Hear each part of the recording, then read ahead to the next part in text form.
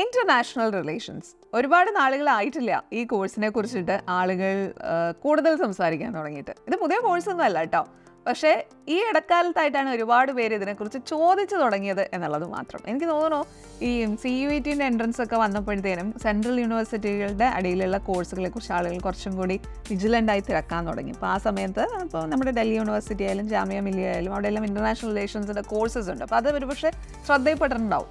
അവിടെ നിന്നാണ് കൂടുതൽ കുട്ടികൾ ഈ കോഴ്സിനെ കുറിച്ച് തിരക്കുന്നതെന്നാണ് എനിക്ക് തോന്നുന്നത്. വാട്ട് എവർ, ഈ ഇന്റർനാഷണൽ റിലേഷൻസ് എന്ന് പറയുന്ന കോഴ്സ് എന്താണ് അതിൽ പഠിപ്പിക്കുന്നത്, എന്തിനാണ് ഇത് പഠിക്കുന്നത്, ഇങ്ങനെയുള്ള ഒരുപാട് കൺഫ്യൂഷൻസ് ആളുകളുടെ മനസ്സിലുണ്ട്. സോ അത് മാറ്റിത്തരാൻ വേണ്ടിയിട്ടാണ് ഇന്നത്തെ വീഡിയോ അബൌട്ട് ഇന്റർനാഷണൽ റിലേഷൻസ്.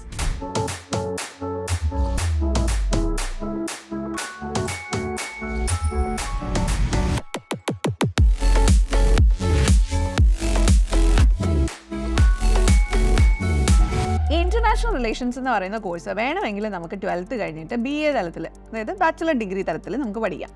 അതല്ലാന്നുണ്ടെങ്കിൽ നമുക്ക് മാസ്റ്റർ ഡിഗ്രി തലത്തിലും ഇന്റർനാഷണൽ റിലേഷൻസ് പഠിക്കാൻ സാധിക്കും.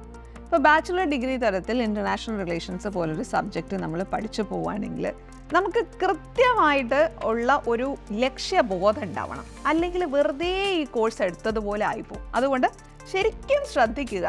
നിങ്ങൾ ഈ ഒരു ഇതുപോലത്തെ കോഴ്സുകളെല്ലാം ആ കോഴ്സ് പഠിച്ച് ഡിഗ്രി എടുക്കുന്നതിലല്ല കാര്യം.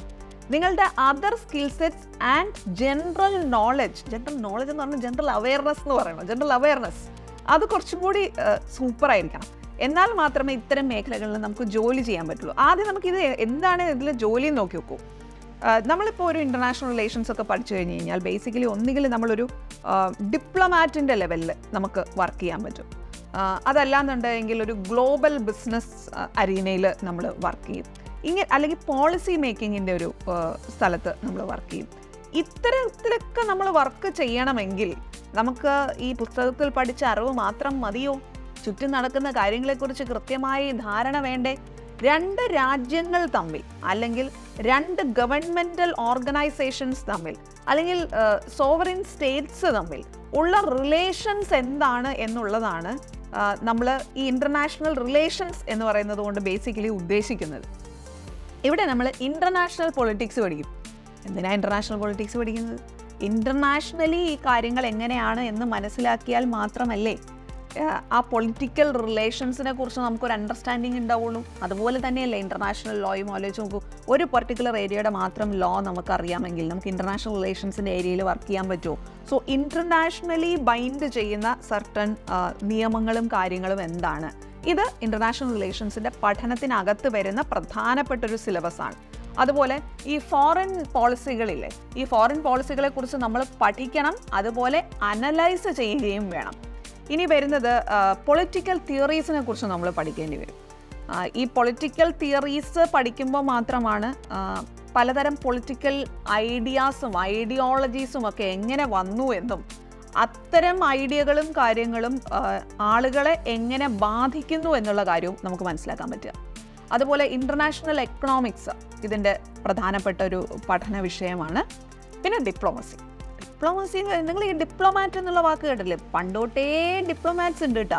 അതായത് നമുക്ക് സ്വാതന്ത്ര്യമൊക്കെ കിട്ടുന്നതിന് മുമ്പ് നമ്മൾ പ്രീ ഹിസ്റ്ററി സംഭവങ്ങളൊക്കെ നമ്മൾ നോക്കുകയാണെങ്കിൽ അന്നും ഒരു രാജ്യത്തിനോട് ഒരു മറുരാജ്യം യുദ്ധം പ്രഖ്യാപിക്കുകയാണ് എങ്കിൽ യുദ്ധം ചെയ്യരുത്, പകരം നമുക്കൊരു സമാധാനം ഉണ്ടാക്കാം എന്ന് പറഞ്ഞ് സംസാരിക്കാനായി ഒരു നാട്ടിൽ നിന്ന് മറ്റൊരു നാട്ടിലേക്ക് ആളുകൾ പോകുമായിരുന്നു.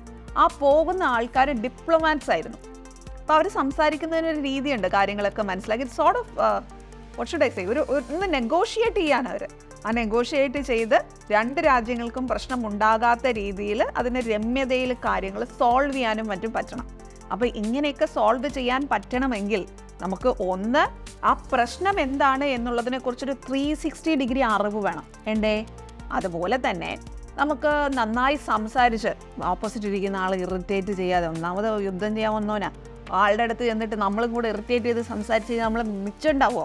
അപ്പോൾ നമ്മളുടെ കാര്യവും പോട്ടെ, നമ്മുടെ രാജ്യം ബാക്കി ഉണ്ടാവുമോ? അപ്പോൾ എത്തരത്തിലായിരിക്കും ആ ഒരു ഡിപ്ലോമസി വർക്ക് ചെയ്യേണ്ടതെന്നുള്ളത് നിങ്ങളൊന്ന് ആലോചിച്ച് നോക്കൂ. അപ്പോൾ അന്ന് തൊട്ടേ ഈ പരിപാടി ഉണ്ട് കേട്ടോ. അന്ന് തൊട്ടേ ഈ പോരുന്ന ആൾക്കാരെ നമ്മൾ ഡിപ്ലോമാറ്റ്സ് എന്ന് തന്നെയാണ് വിളിക്കുക. അത് ഇന്നത്തെ കാലഘട്ടത്തിലും ഉണ്ട് ഡിപ്ലോമാറ്റ്സ്. അപ്പോൾ ഇങ്ങനെ ഒരു ഡിപ്ലോമാറ്റായിട്ടൊക്കെ നിങ്ങൾക്ക് വർക്ക് ചെയ്യണം എന്നുണ്ടെങ്കിൽ നിങ്ങൾക്ക് ഇത്തരത്തിലുള്ള കോഴ്സുകൾ പഠിച്ച് മുമ്പോട്ട് പോകാനായിട്ട് സാധിക്കും. ഇപ്പോൾ മൾട്ടിനാഷണൽ കോർപ്പറേഷൻസ് ഇത്തരം കോഴ്സ് പഠിച്ച ആളുകളെ എടുക്കാറുണ്ട് ഇതിൻ്റെ പല പല മേഖലകളിൽ വർക്ക് ചെയ്യാനായിട്ട്. അതുപോലെ ഈ പബ്ലിക് പോളിസി ഒക്കെ ഉണ്ടാക്കുന്ന മേഖലകളിൽ അവിടെയും ഇൻ്റർനാഷണൽ റിലേഷൻസ് പഠിച്ച ആൾക്കാരെ വേണം. ഈ കോഴ്സ് എടുക്കാൻ പോകുമ്പോൾ എനിക്ക് നിങ്ങളോട് പ്രത്യേകിച്ച് പറയാനൊരു കാര്യമുണ്ട്. നിങ്ങൾക്ക് നല്ലൊരു ജനറൽ അവയർനെസ്സും കാര്യങ്ങളും ഒന്നും ഇല്ല എങ്കിൽ ഇതിലേക്ക് പോകുന്നത് പല പ്രാവശ്യം ആലോചിച്ചിട്ട് വേണം. ഞാൻ വളരെ റിയലിസ്റ്റിക് ആയിട്ട് സംസാരിക്കുകയാണ് കേട്ടോ. ഇപ്പം തന്നെ ഈ ഇടയ്ക്ക് നടന്നൊരു സംഭവം തരൂ, ഗോൾഡിൻ്റെ വില ഇടയ്ക്ക് കുറച്ചൊന്ന് കുറഞ്ഞായിരുന്നു. അതിൽ ചൈനയ്ക്കൊരു പങ്കുണ്ടായിരുന്നു, അറിഞ്ഞോ ആവോ? അതുപോലെ തന്നെ നമ്മുടെ സൗദിയും US തമ്മിൽ കറൻസിയുമായിട്ട് ബന്ധപ്പെട്ടിട്ട് ഈ ഇടയ്ക്ക് ഒരു മാറ്റം വന്നു, അറിഞ്ഞിരുന്നുവോ? അപ്പോൾ ഈ ഒരു കാര്യം ഞാൻ പറഞ്ഞപ്പോഴത്തേനും അല്ലെങ്കിൽ ഞാൻ അറിഞ്ഞിരുന്നുവോ എന്ന് ഞാൻ ചോദിച്ചപ്പോൾ ശരിക്കും എങ്ങനെ നടന്നിരുന്നുവോ എന്നാലോചിച്ചവരുണ്ടാവും. ചിലർ വിചാരിക്കും ഇതൊക്കെ നമ്മൾ വായിച്ചതാണല്ലോ, ഇതൊക്കെ നമ്മൾ അറിഞ്ഞതാണല്ലോ, നമുക്കിതൊക്കെ അറിയാം. ചിലർ ഇത് കേട്ടിട്ട് വിചാരിക്കുന്നുണ്ടാവും വളരെ ഡീറ്റെയിൽഡ് ആയിട്ട് അറിഞ്ഞില്ല, പക്ഷേ ഇങ്ങനൊരു സംഭവം നടന്നു എന്നുള്ളത് എൻ്റെ ശ്രദ്ധയിൽപ്പെട്ടിട്ടുണ്ട്. അറ്റ്ലീസ്റ്റ് സംഭവം നടന്നു എന്ന് നിങ്ങളുടെ ശ്രദ്ധയിലെങ്കിലും പെട്ടിട്ടുണ്ട് എങ്കിൽ I would say you are good to go. ബാക്കി നിങ്ങൾ പഠിച്ച് വന്നോളൂ സംഭവങ്ങൾ. അതായത് അറ്റ്ലീസ്റ്റ് നിങ്ങൾക്ക് ഇങ്ങനെയുള്ള കാര്യങ്ങളൊന്ന് നോക്കണമെന്നും അറിയണമെന്നും ഒരു താല്പര്യമെങ്കിലും ഉണ്ട് എന്നർത്ഥം. എന്നാൽ ഇങ്ങനൊരു സംഭവത്തെക്കുറിച്ച് അറിഞ്ഞിട്ടേ ഇല്ല, ഇത് പറഞ്ഞു കേട്ടപ്പോഴത്തേനും ഓഹോ അങ്ങനെയൊക്കെ നടന്നിരുന്നു എന്നാണ് നിങ്ങൾ ചിന്തിച്ചതെങ്കിൽ ഞാൻ പറയും ലൈക്ക് നിങ്ങൾ പല പ്രാവശ്യം ആലോചിക്കണം നിങ്ങൾ ഈ ഒരു ഇങ്ങനത്തെ കോഴ്സൊക്കെ എടുക്കണമോ വേണ്ടയോ എന്നുള്ളത്. ഇനി ലോങ് പഠിച്ചിട്ട് ഇൻ്റർനാഷണൽ റിലേഷൻസ് പഠിക്കുന്നത് നല്ലൊരു കോമ്പിനേഷനാണ് കേട്ടോ. അതായത് ബാച്ചിലർ ഡിഗ്രിയിൽ നമ്മൾ ലോ പഠിക്കുക, LLB നമ്മുടെ ഇന്ത്യൻ സിസ്റ്റത്തിലാണെങ്കിൽ LLB എന്നുള്ള കോഴ്സ്, എന്നിട്ട് മാസ്റ്റർ ഡിഗ്രി പഠിക്കുന്ന സമയത്ത് ഇൻ്റർനാഷണൽ റിലേഷൻസ് പഠിച്ചു കഴിഞ്ഞാൽ നിങ്ങളുടെ കരിയർ കുറച്ചും കൂടി സോളിഡ് ആവാനുള്ള സാധ്യതയുണ്ട്. ഇപ്പോൾ ബാച്ചിലേഴ്സിൽ തന്നെ ഇൻ്റർനാഷണൽ റിലേഷൻസ് പഠിക്കുന്നതിന് കുഴപ്പമൊന്നുമില്ല, പക്ഷേ അതിൻ്റെ കരിയർ സാധ്യതകൾ ഞാൻ ഈ പറഞ്ഞതുപോലെ സ്കില്ല് വളരെ പ്രധാനമാണെന്നുള്ളതും നിങ്ങളുടെ ഒരു ജനറൽ അവയർനെസ് ഇതിൽ വളരെ കാര്യമായിട്ടുള്ള പങ്ക് വഹിക്കുന്നു എന്നുള്ളതും നിങ്ങൾക്ക് മനസ്സിലാകുന്നില്ല എങ്കിൽ നിങ്ങൾ ഈ കോഴ്സിന് പോയി കഴിഞ്ഞ് കഴിഞ്ഞാൽ പെട്ടുപോകാൻ സാധ്യതയുണ്ട്. എന്തായാലും കാര്യങ്ങൾ ശ്രദ്ധിച്ച് മുമ്പോട്ട് പോകാം. ഹോപ്പ് നിങ്ങളുടെ ഡൗട്ട്സും കാര്യങ്ങളൊക്കെ ക്ലിയർ ആയി എന്നുള്ളത് വിചാരിക്കണം.